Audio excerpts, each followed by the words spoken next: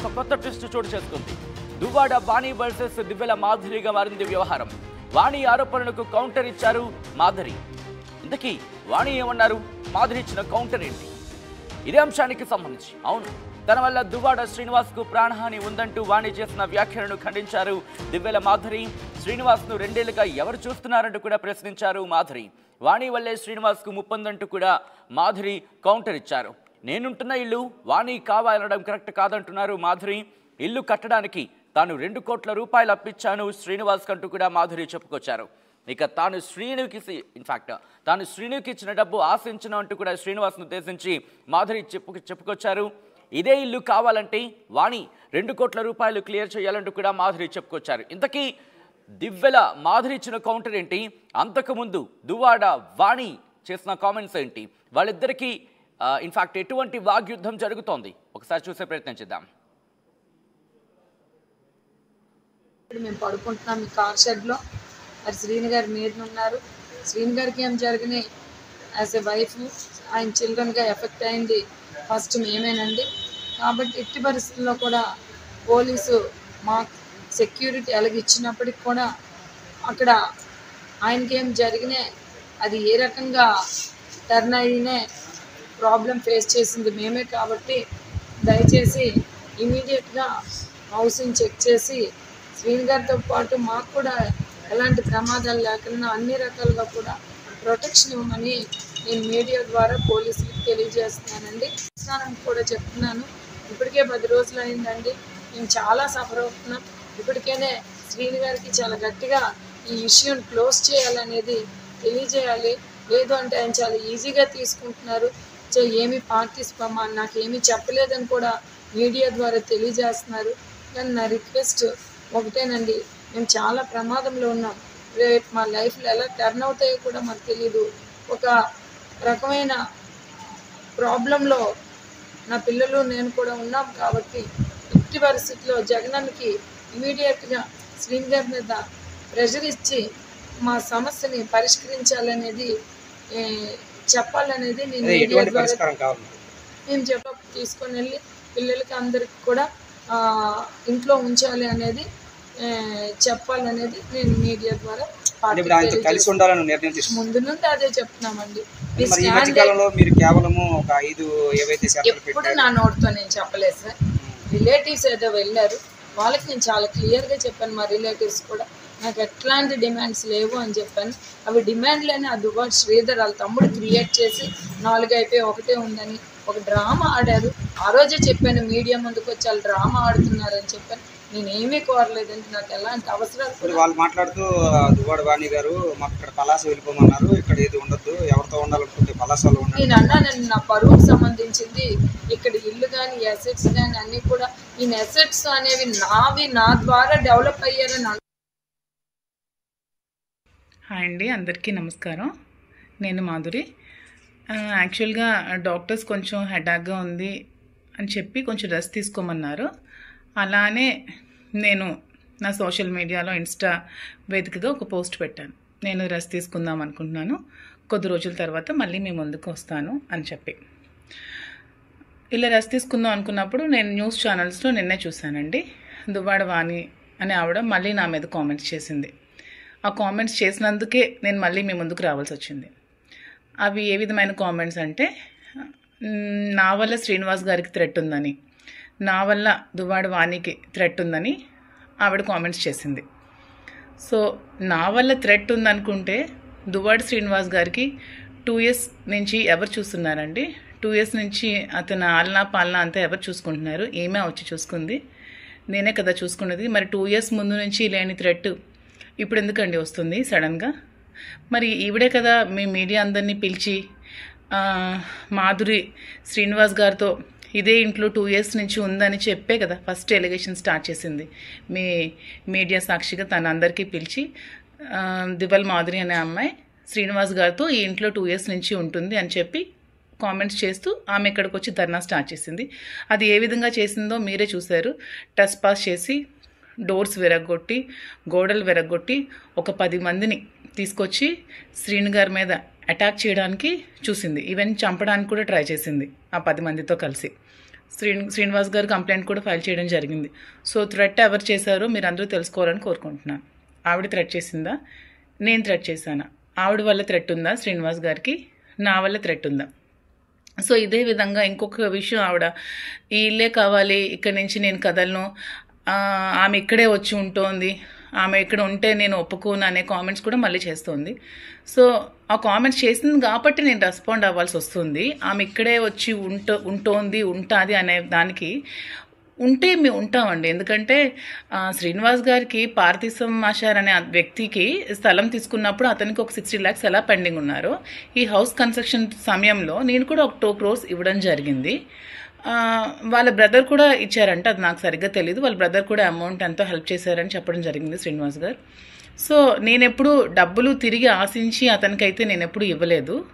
కానీ ఇదే ఇల్లు ఆమె కావాలి, ఇక్కడే నేను కూర్చుంటాను, ఇక్కడి నుంచి నేను కదలను అనుకున్నప్పుడు నాకు కూడా హౌస్ మీద రైట్ ఉంది. కాబట్టి నాకు ఇవ్వాల్సిన 2 crores అమౌంట్ నాకు ఆమె ఇచ్చేసి ఆ ఇంటిని తీసుకుంటుందా, లేకపోతే ఆ ఇల్లు ఖాళీ చేసి ఆమెకి ఒక 6 కోట్లు పెట్టి ఇంద్రభవనం లాంటి ఇల్లు శ్రీని గారు కట్టి ఇచ్చి ఆ ఇంట్లో ఆమెకి సకల భోగాలు కల్పించి అతను నడు రోడ్డు మీద ఉన్నారు కాబట్టి, సో ఆ ఇంటికి ఆమె వెళ్ళిపోయి ఇతన్ని కూడా ఆ ఇంటికి తీసుకెళ్ళి అక్కడ లీగల్గా ఏమైనా ప్రొసీడింగ్స్ చేసుకుంటారా, ఇంకా ఏ విధంగా పడతారో వాళ్ళ ఇష్టం.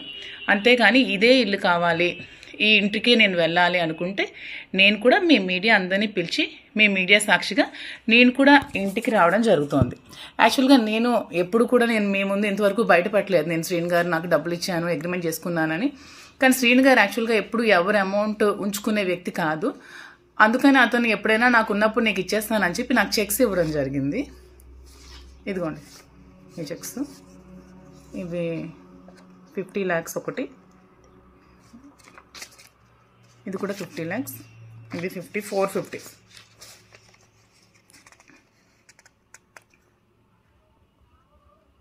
సో ఇవి కూడా నేను ఇప్పుడు చూపించిన దానికి నేనేదో ఆశించి నేను డబ్బులు ఇచ్చానని చెప్పడానికి కాదు. ఆమె ఆ ఇల్లు కావాలి, నాకు ఇక్కడే నేను ఉంటాను, ఈ ఇల్లుకి ఎవరికి రైట్ లేదు అని అంటోంది కాబట్టి నేను చూపించాల్సి వచ్చిందండి. సో ఈ అమౌంట్ నాకు క్లియర్ చేసేసి ఆమె ఇల్లు తీసుకుంటుందా, లేకపోతే ఆమెకి శ్రీనివాస్ గారు ఇచ్చిన ఇంటికి వెళ్ళి శ్రీనివాస్ గారితో ఏమైనా లీగల్గా ప్రాబ్లమ్స్ ఉంటే తేల్చుకుంటుందా? సో మీరే ప్రజలే డిసైడ్ చేయాలండి. సో ఇంకా నేను కూడా ఇంకా ఈ ఎలిగేషన్స్ ఏమి చేస్తే నేను కూడా ఇంకా రేపు వెళ్ళి మీడియా వాళ్ళని కూర్చోబెట్టి నేను కూడా అక్కడ కూర్చుంటాను. నాకు ఇవ్వాల్సిన అమౌంట్ వచ్చినంత వరకు నేను కూర్చుంటాను. ఇది త్వరగా క్లియర్ చేసుకుంటే మంచిదండి. దీన్ని రాజకీయ ఉద్దేశంతో ఇంకా ప్రొలాంగ్ చేసి ఇంకా చేయాల్సిన అవసరం లేదు.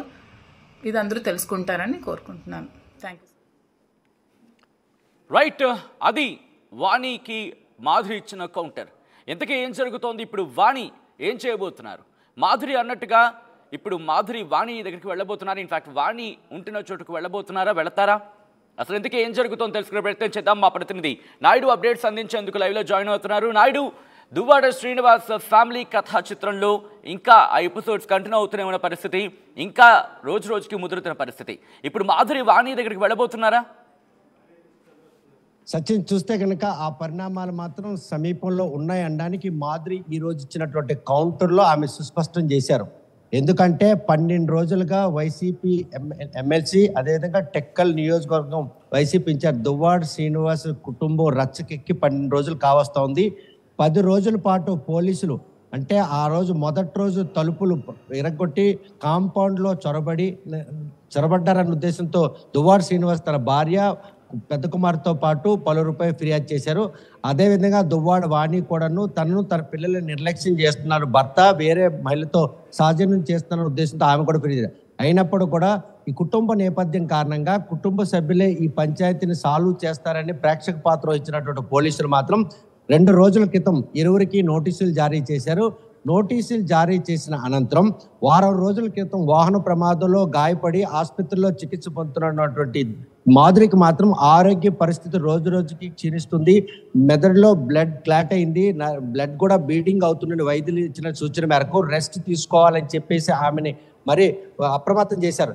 దీంతో నిన్న ఒక పోస్టింగ్ కూడా పెట్టారు, 10 రోజుల పాటు సోషల్ మీడియా కానీ బాహ్య ప్రపంచానికి కానీ అందుబాటులో ఉండను, కాబట్టి అందరూ కూడా ఏమైనా ఉంటే 10 రోజుల తర్వాత మాట్లాడతానని చెప్పినటువంటి ఈ అంశాన్ని పరిగణనలు తీసుకున్నట్టు దువ్వాడ వాణి మాత్రం నిన్న సాయంత్రం ప్రెస్ మీట్ పెట్టి ముందు రోజు పెట్టినటువంటి అంటే మీడియాతో మాట్లాడుతూ తన ఆ ఇంట్లోనే ఉంటాను, శ్రీనివాస్తో కలిసి ఉంటాను, ఎటువంటి విభేదాలు ఉన్నా కూడా మేము సర్దుకుపోతాం, తమ పిల్లలకు తండ్రి కావాలి, తన భర్తతో పాటు సహజనం చేస్తానని చెప్పడం జరిగింది.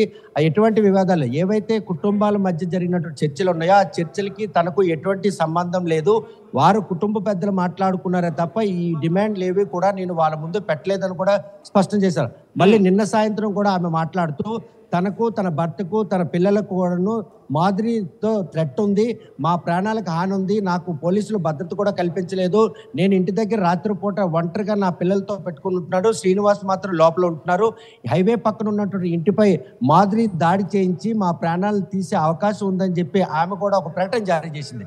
10 రోజుల పాటు బాహ్య ప్రపంచానికి దూరంగా ఉండాలనుకున్నట్టు మాధురికి మాత్రం ఈ విషయం తెలిసి తప్పని పరిస్థితుల్లో ఈరోజు చేసినటువంటి పోస్ట్లో ఏదైతే కొత్త ఇంట్లోకి వెళ్ళాలని వాణి చేస్తున్నటువంటి ప్రయత్నం ఉందో ఆ ప్రయత్నాన్ని మాత్రం ఒక క్లారిటీ ఇచ్చింది. ఎందుకంటే 2 ఏళ్లుగా దువ్వాడ శ్రీనివాస్ ఎక్కడున్నాడు, ఆయన ఎక్కడ నివసిస్తున్నారనే విషయం ఆరా తీనటువంటి వాణి తన 2 పిల్లలు 2 ఏళ్ల అనంతరం ఆ ఇంట్లోకి రౌడీల మోకలతో పాటు గేట్లు కట్ చేసి తలుపులు పగలగొట్టి లోపలికి చొరబడే ప్రయత్నం విషయంలో మాత్రం ఇప్పుడు జ్ఞాపకం వచ్చిందని ఒక ప్రశ్న కూడా ఆమె సంధించారు. కాకపోతే ఈ విషయంలో ప్రస్తుతం ఆ కొత్త ఇంటిపై తనకి ఎటువంటి రైట్స్ లేకపోయినా కూడా ఆ ఇంట్లోకి వెళ్ళాలని ఆమె చేస్తున్నటువంటి ప్రయత్నాన్ని మాత్రం తీవ్రంగా తప్పుపడుతున్నారు. ఎందుకంటే శ్రీనివాస్ ఎలోన్గా ఉన్నప్పుడు ఆయనకు బాసటగా నిలిచాను, రాజకీయంగా ఆయనతో పాటు కలిసి తిరుగుతున్న తనపై మాత్రం లేనిపోని తప్పుడు ఆరోపణలు చేసి మా ఇద్దరి మధ్యన కూడా ఇల్లీగల్ కాంట్రాక్ట్ను బాహ్య ప్రపంచం చెప్పిందే వాణి. అదేవిధంగా ఏదైతే చింతాడ పార్వతీశ్వర మేసార్ దగ్గర స్థలం కొన్న విషయం కానీ, ఈరోజు ఆ ఇంటి నిర్మాణం విషయం కానీ, వీటిలో నేను కూడా 2 కోట్ల రూపాయలు శ్రీనివాస్కి ఇచ్చాను, 2 కోట్లు ఇచ్చాను అనడానికి చెక్కుల రూపంలో ఆధారాలు కూడా చూపించారు. ఇది కేవలం నమ్మబలి. ఇదే పాయింట్ దగ్గరికి వచ్చే ప్రయత్నం చేస్తున్నాను. అంటే ఆ ఇంటికి సంబంధించి ఇక 2 వెర్షన్స్ వినిపిస్తున్నారనుకోవాలి. ఎందుకంటే వాణి డిమాండ్ చేస్తున్నారు ఆ ఇల్లు కావాలనే ఒక వెర్షన్ వినిపిస్తున్న తరుణంలో, కానీ వాణికి సంబంధించి కొద్ది రోజుల వెర్షన్ మారిన తన బాణి మార్చిన సందర్భాన్ని చూసాం. శ్రీనివాస్ కావాలంటున్నారు. సో శ్రీనివాస్ కావాలనుకున్నప్పుడు ఆటోమేటిక్గా ఆ ఇల్లు కూడా ఒకవేళ అన్ని క్లియర్ అయితే కనుక శ్రీనివాస్ కనుక మళ్ళీ తిరిగి ఒకవేళ వాణికి సంబంధించి మళ్ళీ ఒకవేళ వచ్చారనుకుందాం, అటువైపు వస్తే కనుక ఆ ఇల్లు వాళ్ళ సొంతం అయ్యే అవకాశం ఉంది. సో ఆ యాంగిల్లో ఇక్కడ డిస్కషన్ మారింది అనుకోవాలా, లేకపోతే ఆ ఇంటికి సంబంధించి వాణి ప్రయత్నాల్లో ఉన్నారు, ఆ కోణంలో ఇటు ప్రయత్నాలు జరుగుతున్నాయి అనుకోవాలా? ఎలా చూడొచ్చు ఈ అంశాన్ని? సచిన్ 2 ఏళ్లుగా శ్రీనివాస్ ఎక్కడ ఉన్నాడో కనీసం ఆరా తీనటువంటి వాడిని మాత్రం ఎట్టి పరిస్థితుల్లో మాధురితో ఉన్నటువంటి ఆ సంబంధాల నేపథ్యంలో టెక్కల కాన్స్టిట్యున్సీ హైవే పక్కన ఆ కొత్తలు నిర్మించుకోవడం, అది ఎమ్మెల్సీ దువ్వాడ సీనియర్ అందరికీ ఐడెంటిఫై కావడం, వీరిద్దరూ ఆ ఇంట్లో నివసించడం మాత్రం డైజెస్ట్ చేసుకోలేక